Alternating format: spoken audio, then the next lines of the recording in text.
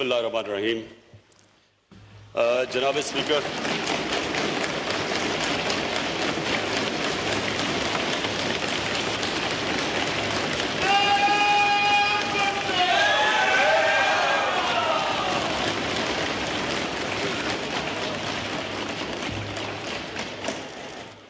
जी please. जनाब speaker,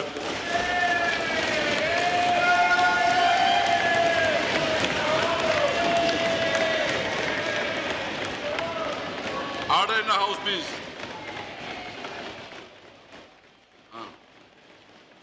order of the day print हो रहा है, जैसे ही वो पहुंच जाएगा तो आपको पहुंचाएंगे। ऑर्डर ऑफ द डे जो ना अभी प्रिंट हो रहा है, क्योंकि अभी हमने तय कर दिया है, तो आपको तकरीबन 5 मिनट में पहुंच जाएंगे। प्राइम मिनिस्टर साहब प्लीज। जी स्पीकर साहब, आज का जो जॉइंट सेशन है, मेरे ख्याल में लोगों को इसकी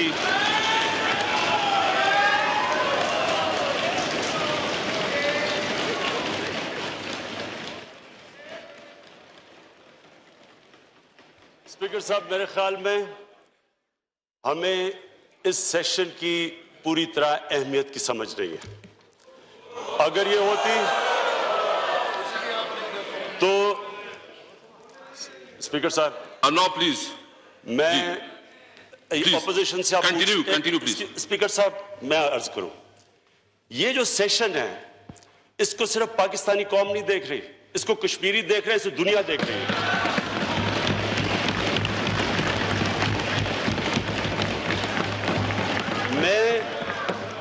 मैं बड़े अपनी ऑपोजिशन से रिक्वेस्ट करता हूं, अगर ये चाहते हैं इस तरह इस सेशन को डिस्टर्ब करना है, मैं बैठ जाता हूं। मैं इससे बैठ जाता हूं कि इधर से सिग्नल जाना चाहिए कि सारी कौम इकट्ठी है।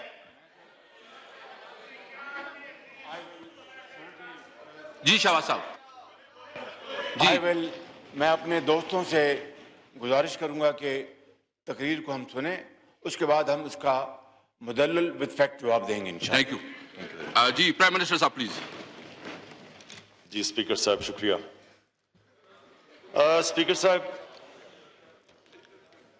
इसकी अहमियत कश्मीरियों के लिए नहीं सिर्फ इस सेशन की, इसकी अहमियत सिर्फ पाकिस्तान के लिए नहीं, ये जो रिपरकशंस इंडिया ने जो कल फैसला किया, ये सारी दुनिया पे इस पर रिपरकशंस जा सकते हैं, इसलिए ये बड़ा इंपॉर्टेंट है। और मैं फिर से रिक्वेस्ट करता हूं कि आराम से तहम्मुल से सुने, बिकॉज ये बड़ी इंपॉर्टेंट मैसेज आज यहां से जानी है। जब हमारी हुकूमत आई तो जो मेन प्रायोरिटी मेरी हुकूमत की थी वो ये कि पाकिस्तान में गुर्बत खत्म की जाए, कम की जाए। उसके लिए हमने फैसला किया कि सबसे इंपॉर्टेंट चीज ये थी कि अपने सारे जो नेबर्स थे उनसे ताल्लुकात ठीक किया जाए, क्योंकि जब तक टेंशन रहती है, इंस्टेबिलिटी रहती है, और जो हम वॉर ऑन टेरर के 15 साल से गुजरे, तो सबसे बुरा इंपैक्ट इन्वेस्टमेंट पे पड़ता है, ग्रोथ रेट पे पड़ता है, और गुर्बत, लोगों को आप गुर्बत से नहीं निकाल सकते। तो लिहाजा सारे नेबर्स से मैंने रीच आउट किया। मैंने हिंदुस्तान से आते साथ ही उनको कहा कि आप एक कदम हमारी तरफ लेंगे, 2 कदम हम आपकी तरफ आएंगे। मैंने अफगानिस्तान को अप्रोच किया कि जो भी हमारी मिसअंडरस्टैंडिंग्स है माजी की, हम एक नया चैप्टर खोलना चाहते हैं। ईरान गया, उनसे बात की, वहां मसले थे। चाइना से तो हमारे ताल्लुकात हमेशा अच्छे रहे हैं। फिर बाकी मुल्कों में भी गया, और आखिर में जो अमेरिका की ट्रिप थी, वो भी ये कोशिश करने गए कि जो भी हमारे माजी में इश्यूज आए वो हम खत्म करें, ताकि पाकिस्तान को स्टेबिलिटी मिले और पाकिस्तान प्रोग्रेस करे, ग्रोथ रेट बढ़े, इन्वेस्टमेंट आए, ताकि हम लोगों को गुर्बत से निकाल सके। तो मैंने जब नरेंद्र मोदी से शुरू में आके बात की, तो उन्होंने खदशात की जाहिर किए कि जी हमारे खदशात हैं, आपके पास ट्रेनिंग कैंप्स हैं, आपके पास फलानी चीज़ें हैं। तो मैंने उनको तब समझाया کہ ہمارے ملک میں ایک 2014 میں جب عامی پبلک سکول کا جب ایک بہت تکلیف دہ ثانیہ ہوا تھا تو ساری پولیٹیکل پارٹیز ایک پیج پہ آ گئی اور ہم نے ایک نیشنل ایکشن پلان پہ سائن کیا جس کے اندر ہم نے یہ فیصلہ کیا کہ کوئی ملیٹنٹ گروپ پاکستان سے آپریٹ نہیں کریں گے. میں نے ان کو سمجھایا اس چیز کا. اس کے بعد ہم نے کوشش کی ان سے ڈائلاگ شروع کرنے کی اور ہم نے ریئلائز کیا کہ وہ انٹرسٹڈ نہیں تھے. اس کے بعد پلوامہ ہو گیا. جب پلوامہ ہوا تو ہم نے پوری کوشش کی ان کو سمجھانے کی کہ اس میں پاکستان کا کوئی ہاتھ نہیں تھا, لیکن ہمیں تب بھی احساس ہو گیا کہ ان کے الیکشنز تھے اور وہ اپنے الیکشنز کے لیے انہوں نے پاکستان کو اسکیپ گوٹ بنانا تھا اور کشمیر کی عوام کے اوپر جو ظلم ہو رہے تھے ان سے دنیا کی نظر اٹھانی تھی. تو انہوں نے سارے جو قدم لیے وہ لیے اس لیے اپنے ملک میں وار ہسٹیریا کریٹ کیا. صرف مقصد ان کا یہ تھا کہ پاکستان کو اسکیپ گوٹ بنائیں اور اپنی الیکشن کے اندر یہ اینٹی پاکستان سینٹیمنٹ پیدا کر کے اور وہ جیتے. ڈوسیئر بعد میں بھیجا اور اپنے پلینز پہلے پاکستان بھیج دیے. اللہ کا شکر ہے کہ پاکستان کی ایئر فورس نے صحیح جواب دیا اور پھر جب ان کا پائلٹ ہم نے پکڑا ہم نے فوری واپس کر دیا بتانے کے لیے کہ پاکستان کی کوئی انٹینشن جنگ کی نہیں ہے. اس کے بعد ہم چپ کر کے بیٹھ گئے اور ہم نے سوچا کہ ہندوستان میں الیکشنز ہو جائیں اور جب الیکشنز ہو جائیں گے اس کے بعد ہم پھر ریزیوم کریں گے بات چیت. الیکشنز ہو گئے. اس کے بعد ہم نے کوشش کی اور مجھے یاد ہے جب ہم بشکک میں ایک ایس سی او کی کانفرنس تھی ادھر ہم نے جب ان کا رویہ دیکھا تو ہم نے فیصلہ کیا کہ یہ ہماری کوششیں امن کے لیے جو کوششیں ہیں اس کو غلط سمجھ رہے ہیں, یہ اس کو کمزوری لے رہے ہیں. تو ہم نے تب فیصلہ کیا کہ اب ہم ان سے آگے بات چیت نہیں کریں گے. جب پریزیڈنٹ ٹرمپ سے میں ملا تو میں نے اسی کو سامنے رکھتے کیونکہ بائی لیٹرل تو آگے ایشو بڑھ نہیں رہا تو ان کو میں نے انوائٹ کیا کہ یہ ایک ہاٹ سپاٹ ہے دنیا میں, سارا 1 ارب لوگ جو برے صغیر میں ہیں وہ ہاسٹیج ہیں اس کشمیر ایشو سے. تو میں نے ریکویسٹ کی کہ آپ بیچ میں پڑ جائیں گڈ فیتھ میں. انڈین رسپانس آپ کے سامنے تھا. اب جو یہ ہوا ہے جو انہوں نے کل کیا ہے, میں اس ہاؤس کے سامنے جو آج بات رکھنا چاہتا ہوں وہ یہ کہ یہ مجھے تب ہی جب ہم بشکک میں تھے تب ہی ہمیں اندازہ ہو گیا تھا کہ ان کا کوئی انٹرسٹ نہیں ہے ہمارے سے بات چیت کرنے کا. اور میں جو سسپیکٹ کرتا تھا وہ چیز کل سامنے آ گئی. یہ جو کل انہوں نے کیا ہے یہ کوئی ایک دم پلان کر کے نہیں کیا, یہ ان کے الیکشن کا مینیفیسٹو تھا. اور یہ اگر آپ دیکھیں تو یہ ان کی آئیڈیالوجی ہے.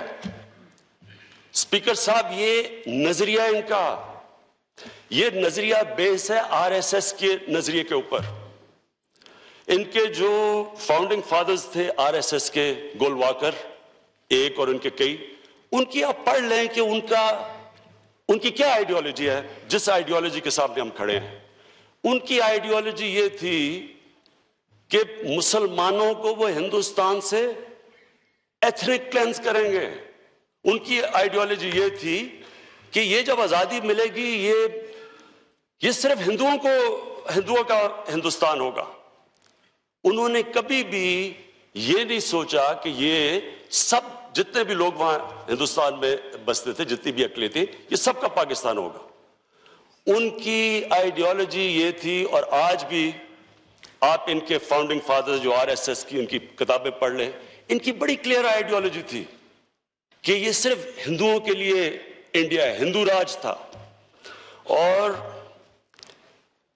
ایک ان کے اندر ایک مسلمانوں کے خلاف تعصب تھا. اور وہ کیوں تھا؟ وہ ریزینٹ کرتے تھے کہ انہوں نے 500-600 سال ہندوستان پہ حکومت کی اور جب انگریز جا رہا تھا تو یہ سوچ رہے تھے کہ اب وقت آیا ہے کہ مسلمانوں کو ہم ہندوستان میں دبا کے رکھیں, سیکنڈ کلاس سٹیزن رکھیں. اسپیکر صاحب, آج ہم قائد اعظم محمد علی جناح کو ٹریبیوٹ پے کریں. کیونکہ وہ پہلے انسان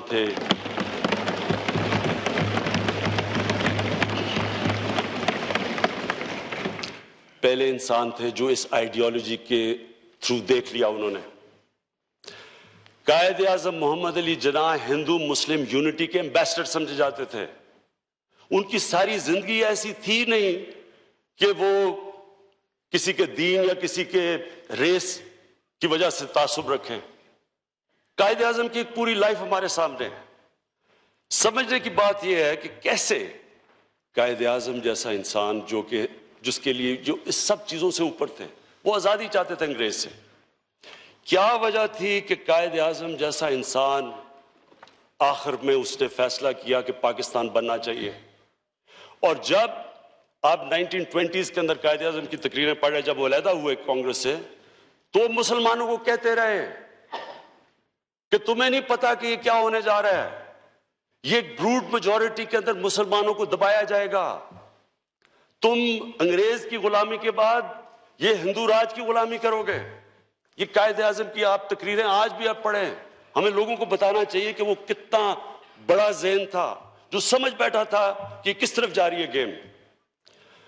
قائد اعظم مایوس ہو کے انگلینڈ گئے، واپس آئے، اور اگر 1937 کا الیکشن میں جو قائد اعظم کہہ رہے تھے وہ پبلک کے اندر سامنے نہ آتا، مسلمانوں کے سامنے، تو یہ پاکستان نہ بنتا۔ 1937 کے الیکشن میں سارے مسلمانوں کو عملی طور پہ نظر آ گیا کہ جو قائد اعظم کہہ رہے تھے وہ سچ ہے۔ کسی مسلم لیڈر کو منسٹری میں نہیں شامل کیا گیا۔ تو وہ جو ان کو خوف تھا کہ ہندو راج کی طرف جا رہا ہے، اس خوف جب مسلمانوں کو آیا تو تب وہ مسلم لیگ کی طرف آئے اور تب پاکستان موومنٹ شروع ہوئی۔ آج وہ لوگ ہندوستان میں جو کہ ٹو نیشن تھیوری میں نہیں مانتے تھے، میں جب انڈیا میں کئی کانفرنسز پہ گیا ہوں تو کشمیری لیڈرشپ کے وہ لوگ، مجھے اچھی طرح یاد ہے، وہ کہتے تھے کہ بڑا غلط ہوا پاکستان بنا، مانتے ہی نہیں تھے۔ آج میں ان کے منہ سے سن رہا ہوں کہ قائد اعظم کی جناح کی ٹو نیشن تھیوری ٹھیک نکلی۔ آج وہ لوگ کہہ رہے ہیں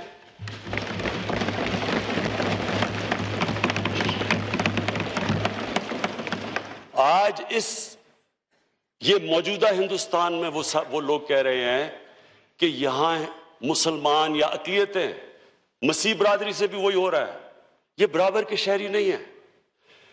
اور اسپیکر صاحب، اسی میں قائد اعظم کی اب بات کرنا چاہتا ہوں، صرف چھوٹی سی یہ کہ قائد اعظم نے جب 11 اگست کی تقریر کی، جو فیمس تقریر ہے کہ سب آزاد ہیں اپنی عبادت گاہوں میں جانے کے لیے، اور ہم غلطی سے کہتے ہیں کہ جی یہ قائد اعظم سیکولر تھے۔ وہ جو ان کی تقریر تھی، میں یہ جو آپ کو ابھی کہنے کی کوشش کر رہا ہوں کہ یہ اصل میں دو نظریہ کیا ہیں؟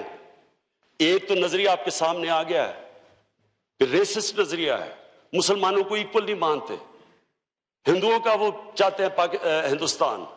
دوسرا نظریہ جس کے اوپر پاکستان بنا تھا، جو قائد اعظم کا نظریہ تھا، وہ یہ نظریہ تھا کہ یہاں سب برابر کے انسان ہوں گے۔ اور وہ نظریہ کدھر سے لیا تھا؟ وہ مدینہ کی ریاست سے لیا تھا، وہ نبی صلی اللہ علیہ وسلم کی سنت پہ چلے تھے۔ نبی صلی اللہ علیہ وسلم کی زندگی اٹھا کے دیکھ لے مدینہ کی ریاست میں، جو انہوں نے مساک مدینہ، جو انہوں نے سینٹ کیتھرینز چرچ کے ساتھ جو انہوں نے کووننٹ سائن کیا کہ جب تک دنیا رہے گی مسلمان آپ کی عبادت گاہوں کو پروٹیکٹ کریں گے۔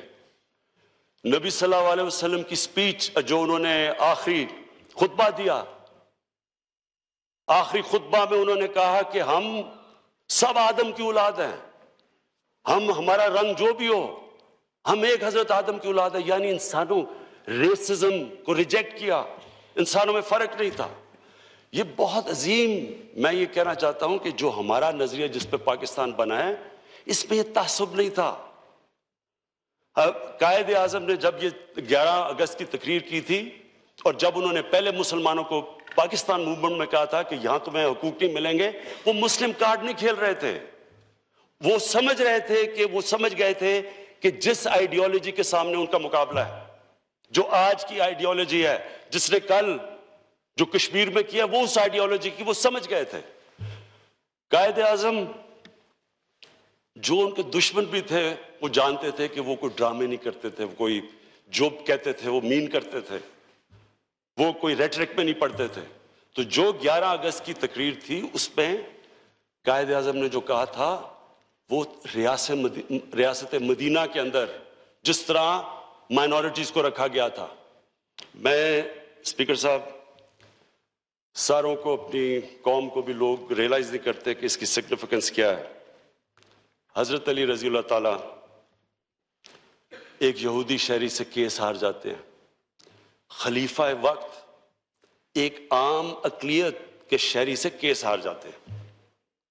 حضرت علی رضی اللہ تعالیٰ پہلے تو خلیفہ تھے، دوسرا ان کا مقام سوچے کہ جو ہمارے دین میں ان کا کیا مقام ہے۔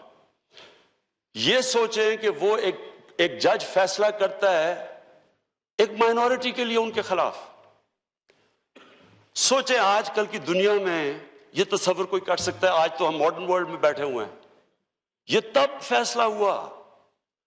کہنے کا میرا مطلب یہ ہے کہ ہمارے جو دین ہے، جو ہمارا مدینہ کی ریاست اگر ہم سٹڈی کریں اس کے اندر یہ جو آج ہندوستان میں پریکٹس ہو رہا ہے ہم اس کے اپوزٹ ہیں۔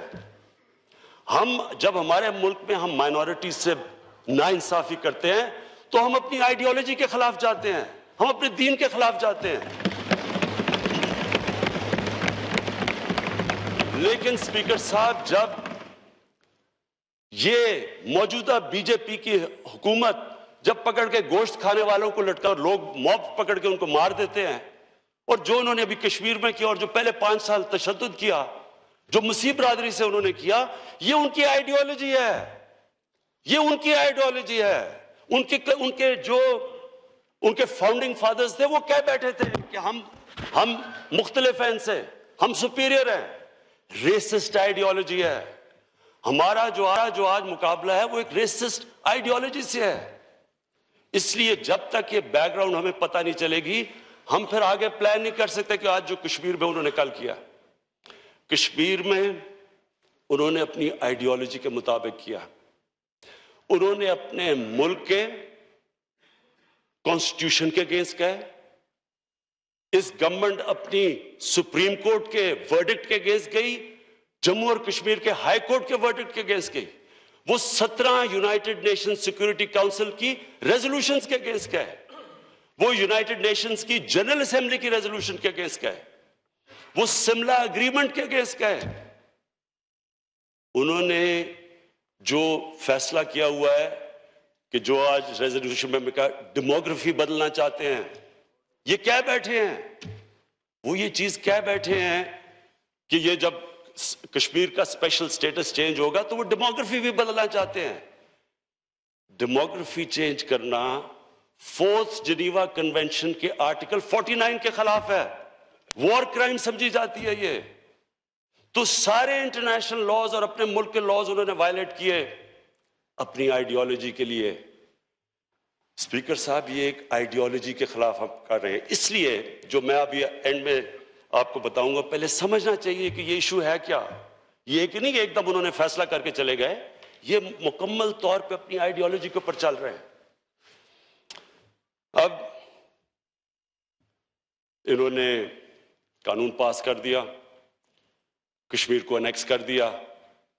اب کوشچن یہ ہے کہ کیا وہ کشمیر کے لوگ جو 5 سال سے پہلے بھی، لیکن 5 سال سے خاص طور پہ جو ان کے اوپر تشدد ہوا ہے اور ظلم ہوا ہے، اس کے باوجود وہ جو جدوجہد کر رہے ہیں، کیا وہ قانون کی وجہ سے فیصلہ کریں گے کہ اب ختم ہوگی ہماری جدوجہد، ہم غلام بننے کے لیے تیار ہو گئے؟ یہ تو اور اسپیکر صاحب شدت پکڑے گی، یہ تو اب اور لیول پہ چلی جائے گی۔ جو میں نے پریزیڈنٹ ٹرمپ سے کہا تھا کہ آپ پڑھیں، وہ اس لیے کہا تھا کہ ہماری بائیلیٹرل ٹاکس تو فیل ہو چکی تھی، وہ ہوتی نہیں تھی۔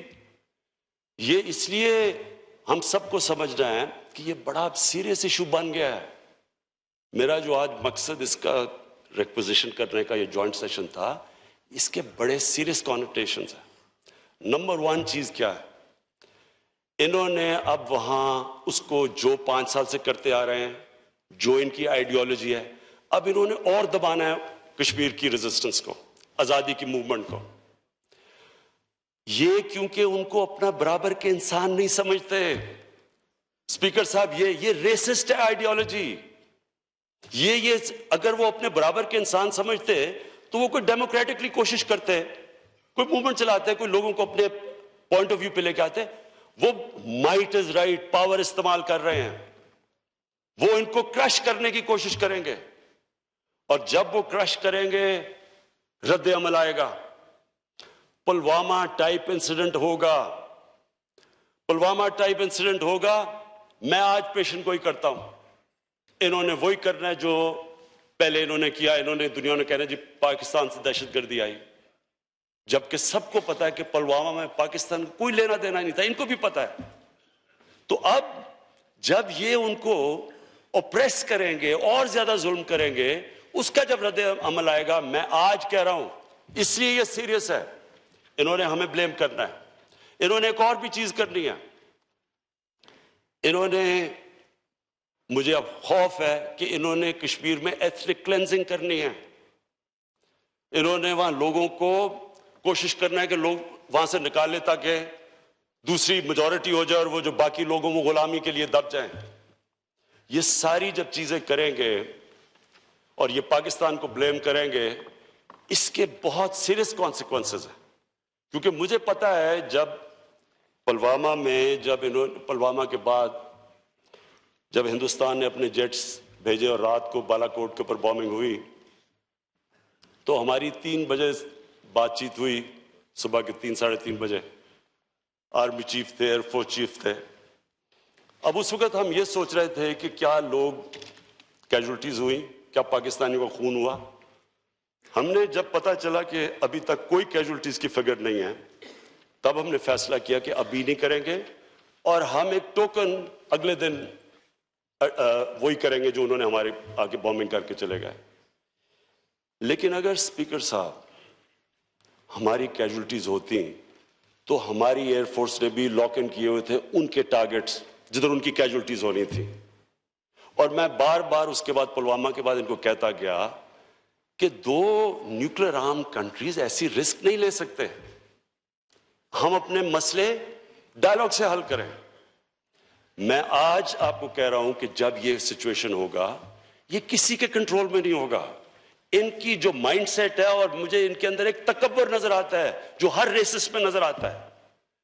یہ جو سپیریئر، جو آج وائٹ سپریمسٹ ہیں، جو آگے گولیاں مار دیتے ہیں لوگوں کو امریکہ اور یہ باہر کے ملکوں میں، یہ ایک عجیب مائنڈ سیٹ ہے. یہ سپیریورٹی میں بلیو کرتا ہے، ریشل سپیریورٹی میں. اور یہ اس تکبر کے اندر یہ کر سکتے ہیں. انہوں نے پھر آزاد کشمیر میں کچھ کرنا ہے. رد عمل آئے گا اگر ان کے آپریشن کی وجہ سے کچھ ہوا، انسیڈنٹ ہوا پلوامہ ٹائپ. انہوں نے ایکشن لینا ہے، ہم اس کو جواب دیں گے. یہ ہو نہیں سکتا کہ یہ اگر پاکستان میں اٹیک کریں گے ہم اس کا جواب نہ دیں. ہم جواب دیں گے. اس کے بعد کیا ہوگا؟ مزید وہ اور آگے بڑھ سکتی ہے، وہ بھی جواب دیں گے، ہم بھی دیں گے. اس کے بعد کیا ہو سکتا ہے؟ کنونشن وار ہو سکتی ہے. کنونشنل وار اگر ہو گئی پھر کیا ہوگا؟ 2 نتیجے ہو سکتے ہیں. وار ہمارے خلاف بھی جا سکتی ہے، ہمارے لیے بھی جا سکتی ہے. اگر ہمارے خلاف وار جاتی ہے تو پھر ہم کیا کریں گے؟ پھر اسپیکر صاحب اسی ہال میں نے کہا تھا ہمارے پاس 2 راستے ہو جائیں گے. ایک بہادر شاہ ظفر اور دوسرا ٹیپو سلطان کا راستہ. ایک راستہ وہ کہ ہاتھ کھڑے کر کے ہم ہار ماننے کی کریں گے. دوسرا راستہ ٹیپو سلطان کا کہ آخری خون کے قطرے تک ہم مقابلہ کریں گے.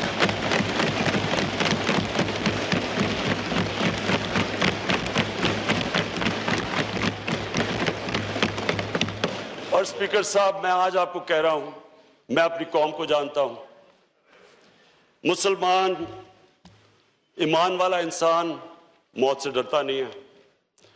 اس کو صرف اپنے رب العالمین کو خوش کرنے کے لیے وہ انسانیت کا سوچتا ہے، لیکن وہ خوف کے اوپر فیصلے نہیں کرتا. ہم اس لیے کوشش کرتے ہیں امن کے لیے کیونکہ ہمارے میں ہمارے دین انسانیت ڈالتا ہے, ہمیں فکر ہے انسانوں کی. لیکن میں یہ سوال پوچھتا ہوں کہ اگر ہم آخری قطرے تک لڑیں گے تو وہ کون سی جنگ ہوگی؟ وہ جنگ ہوگی جو کوئی نہیں جیت سکتا. سب ہار جائیں گے وہ جنگ, اس کے امپلیکیشن دنیا پہ پڑیں گے. اب اگلا سوال یہ ہے کہ کیا یہ میں جس طرح کہتے ہیں نیوکلیر بلیک میل کر رہا ہوں؟ میں نیوکلیر بلیک میل نہیں کر رہا, میں کامن سینس کو اپیل کر رہا ہوں. Hope for the best, be prepared for the worst. کیا دنیا ورسٹ کے لیے پریپیئرڈ ہے؟ اگر یہ دوسری طرف چلی جاتی ہے تو کیا دنیا پریپیئرڈ ہے اس کے لیے؟ اس لیے یہ ٹائم ہے ایکشن لینے کا. اس لیے ہم دنیا کو اپیل کرتے ہیں کہ ایک ملک جو بلیٹنٹلی سارے انٹرنیشنل قوانین کی دھجیاں اڑا رہا ہے, جس کو فکر ہی نہیں ہے, کیونکہ اس کو پتا ہے کہ پہلے کیا ہوا جب وہ کشمیریوں پہ ظلم کر رہا تھا, جب یو این کی بھی ایک آدھ ہیومن رائٹس پہ رپورٹ آئی, پہلے تو وہ بھی نہیں کرتے تھے, اس کے باوجود دنیا نے کچھ نہیں کیا, کوئی ان کو کچھ نہیں کہتا تھا. ان کو اور ہلا شیری ملی کہ اچھا اگر دنیا کچھ نہیں کہتی آگے گیا, اور اس لیے انہوں نے یہ ایکٹ کیا ہے. اور اگر اب دنیا نہیں کچھ کرے گی, میں آپ کو کہہ رہا ہوں کہ اس کے سیریس کانسیکوینسز ہیں. یہ اور آگے جائے گی گیم, اور یہ ادھر چلی جائے گی جدھر سب کو نقصان ہوگا, جو کوئی نہیں تصور کرنا چاہتا. اس لیے یہ ہے ٹائم ایکٹ کرنے کا. میں اس ہسٹری تاریخ کا جو یہ پیریڈ ہے, میں اس کو وہ پیریڈ سمجھتا ہوں جو ایک بہت بڑی ریسسٹ رجیم تھی, جو ہٹلر کا جرمنی تھا, جو نازی پارٹی تھی, جو یہ پارٹی ان کی حرکتیں کر رہی ہے وہ نازی پارٹی کرتی تھی. ابھی میں الیکشن کی رپورٹس پڑھ رہا تھا, ان کی پارٹی نے وہ حرکتیں کی ہیں الیکشن کے اندر جو نازی پارٹی کرتی ہے. انہوں نے جو اس وقت ہندوستان کی اپوزیشن ہے اس کو دیوار سے لگا دیا ہے, کیونکہ انہوں نے ہر چیز کی ہے, ہر وہ چیز کی ہے, کنٹرول کیا. وہ انہوں نے چیزیں کی ہیں جو کہ ہندوستان کی ڈیموکریسی کے علاوہ جو سارا ہندوستان کا کیریکٹر تھا, جو ان کے بڑے بڑے فاؤنڈنگ فادرز مہاتما گاندھی, جواہر لال نہرو, اس ساری سیکولرزم کو وہ ہٹ کر رہے ہیں. یہ وہ سوچ ہے, وہ آئیڈیالوجی ہے جس نے مہاتما گاندھی کا قتل کیا. یہ وہ والی آئیڈیالوجی ہے اسپیکر صاحب جس کو اگر ابھی نہ روکا گیا تو وہ جو فیمس ڈیول چیمبرلین کو کہتے تھے اپیزمنٹ, کہ جب سٹینڈ لینا چاہیے تھا ہٹلر کے اگینسٹ وہ نہیں رہے, اس کو اپیز کرتے رہے. اگر دنیا آج ایکٹ نہیں کرے گی, اگر دنیا جو سو کال ڈیولپ ورلڈ ہے, جو ایڈوانسڈ ورلڈ ہے, وہ اپنے بنائے ہوئے قوانین کو اپ ہولڈ نہیں کرے گی تو یہ آگے کدھر جائے گی بات؟ پھر ہم ذمہ دار نہیں ہیں. ہم اس لیے آج کھڑے ہیں یہاں سار, اور یہ سارا سیشن بلایا ہے کہ یہ ایک اس سطح پہ جا رہی ہے اب جو ساری دنیا کو نقصان پہنچا سکتی ہے. تو میں اپنی گورنمنٹ سے واضح کرتا ہوں کہ ہم ہر فورم کے اوپر اس کو لڑیں گے. یونائٹڈ نیشن سیکورٹی کاؤنسل کے اوپر ہم سوچ رہے ہیں کہ ہم انٹرنیشنل کرمنل کورٹ میں کیسے یونائٹڈ نیشن سیکورٹی کاؤنسل کے ذریعے جا سکے, یہ سٹڈی کر رہے ہیں. جنرل اسمبلی میں یہ ریز کریں گے, ہیڈز آف اسٹیٹ سے یہ بات کریں گے. ہر فورم کے اوپر میڈیا پہ اس چیز کو اٹھائیں گے, دنیا کو بتائیں گے کہ یہ جو آج ماڈرن ویسٹرن ورلڈ جن ویلیوز کے اوپر کھڑی ہے, جو وہ کنڈیم کرتی ہے ماضی میں, جس کو نازی پارٹی کا کہتے ہیں کہ جو انہوں نے ظلم کیا اور تب کبھی نہیں ہونا چاہیے, ہم پھر اس طرف جا رہے ہیں. صرف اس لیے کہ زیادہ تر مسلمان, بلکہ زیادہ مسلمانوں کو نقصان ہو رہا ہے ہندوستان میں, اس لیے بدقسمتی سے دنیا رسپونڈ نہیں کر رہی, لیکن آخر میں یہ ساری دنیا کو اس ظلم کا نقصان ہوگا. کشمیر کی جو موومنٹ ہے وہ کراش ایک پارلیمنٹری لیجسلیشن سے نہیں ہو سکتی. کشمیریوں کے ساتھ سارا پاکستان نہیں, مسلمان دنیا کی آواز ہے آج. بلکہ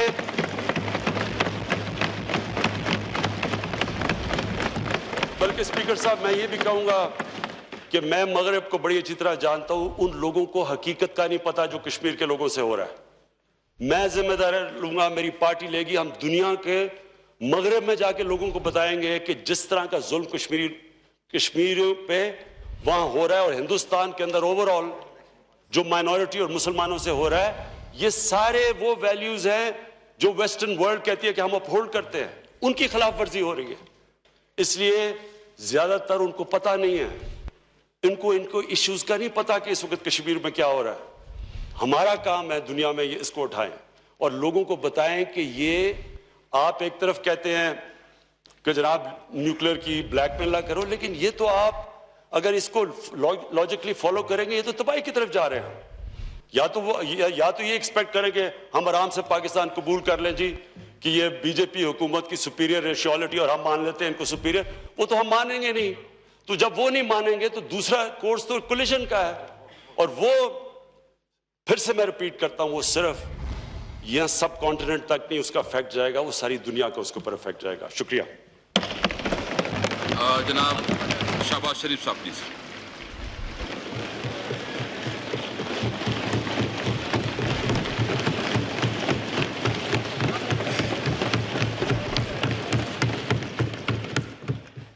شکریہ جناب اسپیکر۔